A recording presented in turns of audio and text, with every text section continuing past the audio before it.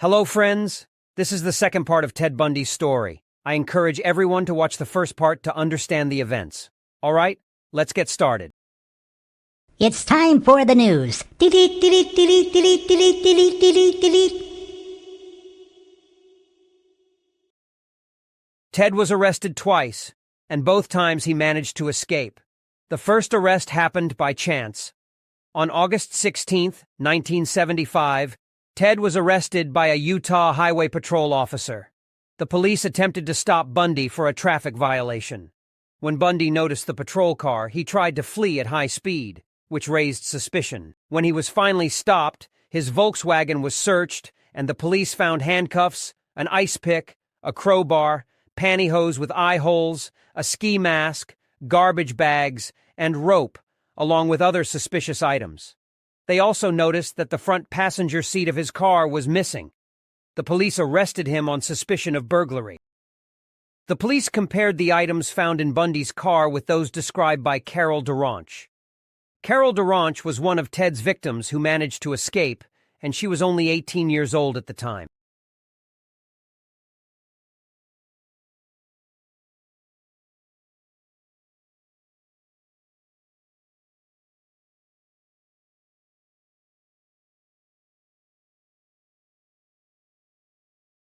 On the afternoon of November 8, 1974, Bundy approached Carol and identified himself as Officer Roseland from the Murray Police Department.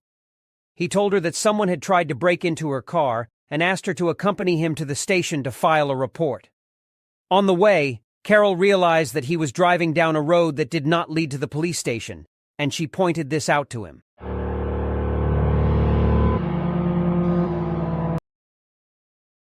Sensing that his cover was blown, he lost control and immediately grabbed her by the shoulder, attempting to handcuff her. As Carol fought back, Bundy mistakenly fastened both handcuffs to the same wrist, allowing her to open the car door and escape miraculously. Afterward, the police searched Ted's house and found belongings of Denise and Lynette, as well as a high school notebook. Despite all this evidence and questioning Ted, the police released him, claiming there wasn't enough evidence to charge him. Ted immediately went home and disposed of all the evidence, including a photo album of his victims, which the police hadn't found. He then sold his car, and during this time, the police were watching him 24 hours a day. Later, the police searched Ted's car for the second time and found 2 strands of hair belonging to the beach victims. This led to Ted's second arrest. This time, Carol DeRanche was called in to identify him. Ted was placed in a lineup with other suspects, and Carol immediately recognized him.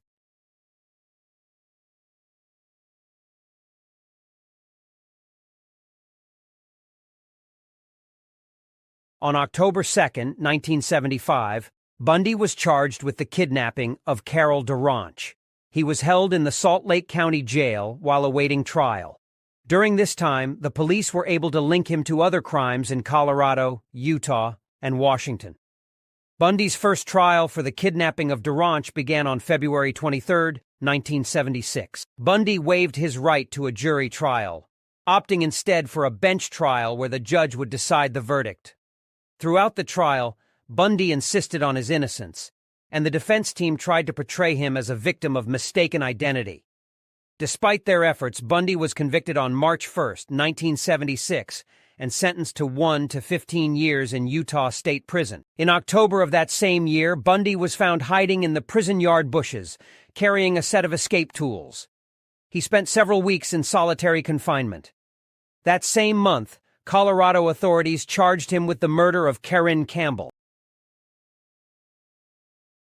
On June 7, 1977, Bundy was transferred from Garfield County Jail to the Pitkin County Courthouse in Aspen for a preliminary hearing. Due to his narcissism and overconfidence, Bundy chose to represent himself as his own attorney. As a result, the judge excused him from wearing handcuffs.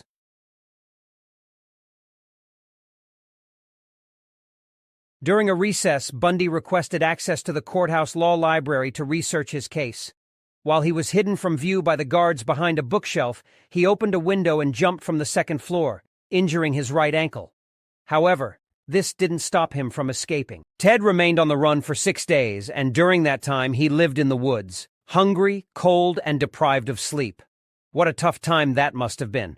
Later, he found a car and stole it. As he was driving, he suddenly encountered police officers. It wasn't his lucky day. As they stopped him, and after searching the car, they found the prosecutor's documents related to the Corinne Campbell case. That's when they confirmed it was Ted. He was arrested for the second time. Let me add something fun here. This escape was actually what helped convict him for Corinne's murder, since the court initially didn't have enough evidence to prove his involvement. But, as they say, bad luck comes in threes. And after his second arrest, Ted decided to attempt another escape. This time he lost a significant amount of weight. Yep, Ted Bundy the trickster, to fit through the prison's ventilation system. On the night of December 30th, while most of the prison staff were on Christmas break, Ted stacked books and files on his bed, covering them with a blanket to resemble his sleeping body. He climbed up through the ventilation and made his way to the warden's office, who was out spending the evening with his wife. Ted changed into civilian clothes and walked confidently out the front door, as if he was just stepping out for a coffee. No one suspected a thing. The police didn't discover his escape until 17 hours later. Yep, 17 full hours.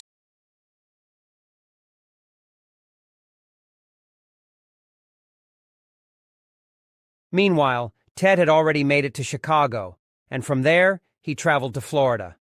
He rented an apartment near Florida State University's campus, going by the name Chris.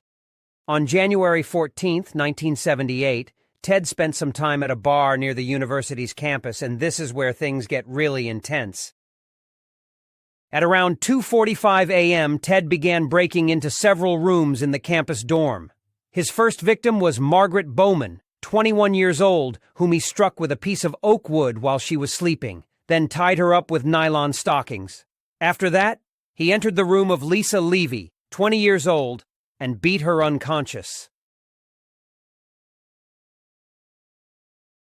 Ted assaulted Lisa Levy in every brutal way possible, leaving behind the first piece of solid evidence linking him to the crime. He bit her deeply, leaving a distinctive mark. After that, he entered the next room shared by Kathy and Karen, where he brutally beat both women, breaking their jaws. Karen suffered a concussion, lost teeth, and had one of her fingers crushed. As Ted was attacking them, he noticed the lights of a car pulling up, so he decided to flee the scene. But Ted wasn't done for the night. That same evening, he broke into the apartment of Cheryl Thomas, a student living downstairs. She was left with severe injuries that ultimately ended her dancing career. The next day, on February 9th, Ted abducted 12-year-old Kimberly Leach. Sadly, this young girl became another of Ted's victims. 7 weeks later, her body was found in a pig barn, and the autopsy revealed she had been assaulted and mutilated. On February 12th, Ted stole yet another car, but 3 days later, at around 1 a.m., he was pulled over by a police officer. Ted tried to make a run for it, but the officer quickly apprehended him, not knowing he had just captured one of the most wanted criminals in the country. By 1979, Ted was formally charged for the attacks on the Florida State University sorority girls. With overwhelming evidence against him, this was the first time Ted's trial was broadcasted live across the United States. Despite facing a mountain of evidence, Ted's arrogance never wavered. He continued to act as his own attorney, putting on a show for the cameras. On June 24, 1979, after less than 7 hours of deliberation, the jury found Ted Bundy guilty on all counts. 6 months later, his second trial for the murder of Kimberly Leach began, and he was sentenced to death by electric chair. In July 1984, Bundy attempted his third escape when prison guards discovered 2 hacksaw blades hidden in his cell. Even then, Bundy didn't stop scheming.